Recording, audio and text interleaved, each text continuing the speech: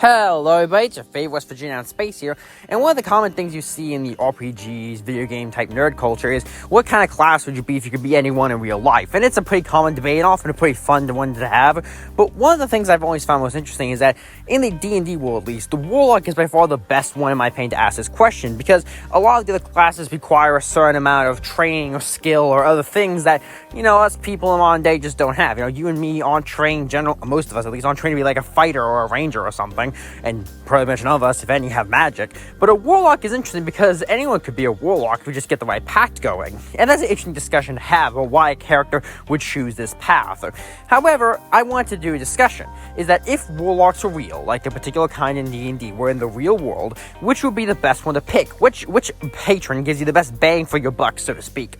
And I thought it was an interesting discussion. So let's get into that. However, I will set up first a few ground rules of this scenario. One, we are generally assuming this has taken place in the modern day to help us give us a firm foundation of what is and isn't normal. Of course, there are going to be some monsters added in to make some of these abilities actually matter and useful, but as a general rule, it's going to be set on modern day, and all of a sudden now these patrons now exist or have revealed themselves. That's going to be kind of the theme we're going with for the most part. I would do a normal fantasy world, but trying to set the rules for fantasy creates tons of hitches and complications, and this is supposed to be which one is the best in real life, so we get some interesting discussions. Also, I will generally be considering the abilities you get at lower levels to be more important than higher ones, because the chances of you getting to higher levels even by taking a warlock patron is pretty rare, so I had to factor that into importance. But anyway, let's begin.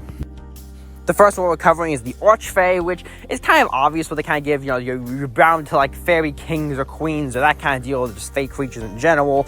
You get abilities like to charm people, scare people, teleport out of danger, basically become immune to trauma and reflect it back on people. You kind of get, just that kind of abilities, which are overall pretty solid, nothing too bad to complain about. The real thing that holds it back, though, is that you're dealing with the Fae, and the Fae will just mess you up for fun of it. You cannot trust the Fae, do not trust the Fae, and you are essentially, by becoming a warlock of one, really trusting the Fae, which is not something you should do. They are overall, in my opinion, pretty bad deal despite the powers, so for that, they go in 6th place. The next one on the list is the Fiend, the classic warlock archetype like demons and devils and that kind of thing.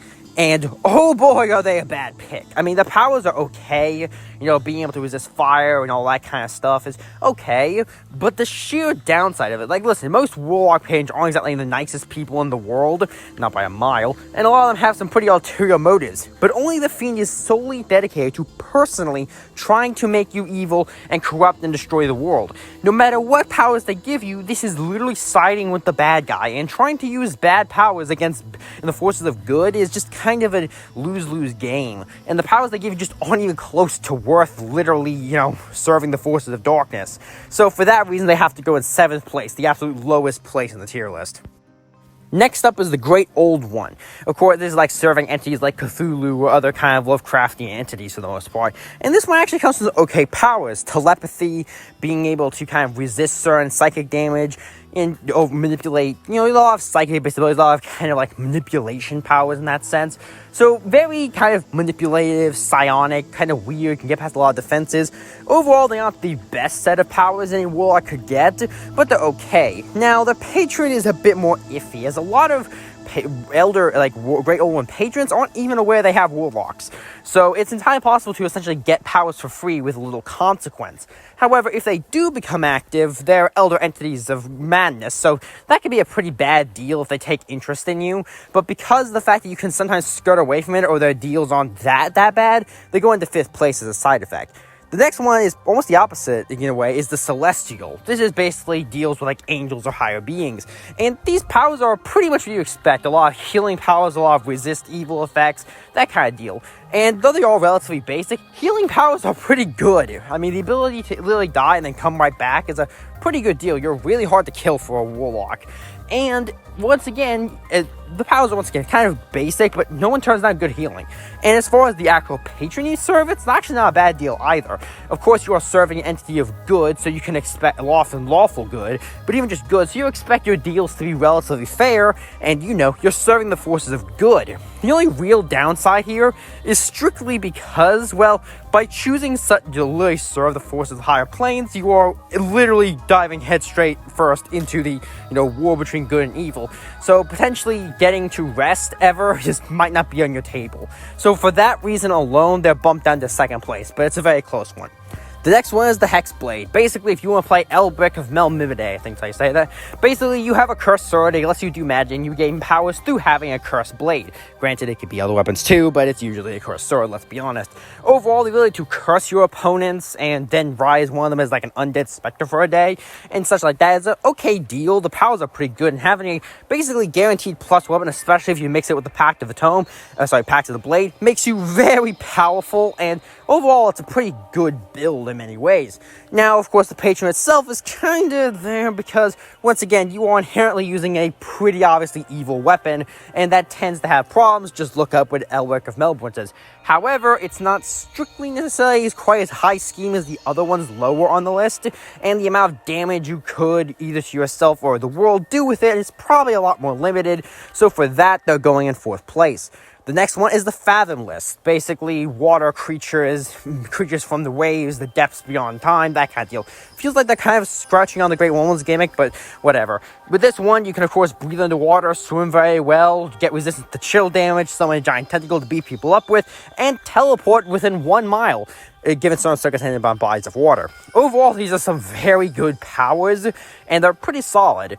The Patron does slightly hold it back because some of these entities aren't terribly good. You know, wanting to drown the world's a pretty evil thing in most cases. However, a lot of them are more benign, just wanting to experience the world or have just their more neutral objectives. So for that, they go in 3rd place just because they aren't inherently evil like some of the others.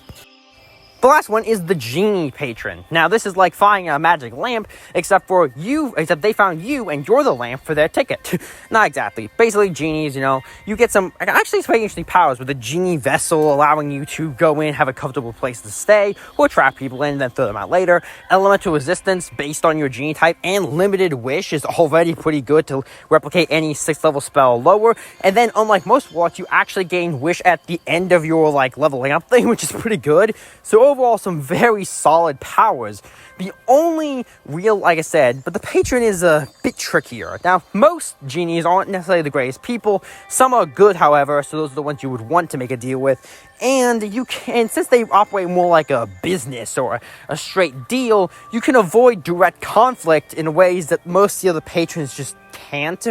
And overall, it's a pretty decent deal based on powers, which alone is broken, and your Patron not being so bad. So for that, they go in 1st place, in my opinion. Although you could start them with the Celestial, depending on what you want to do.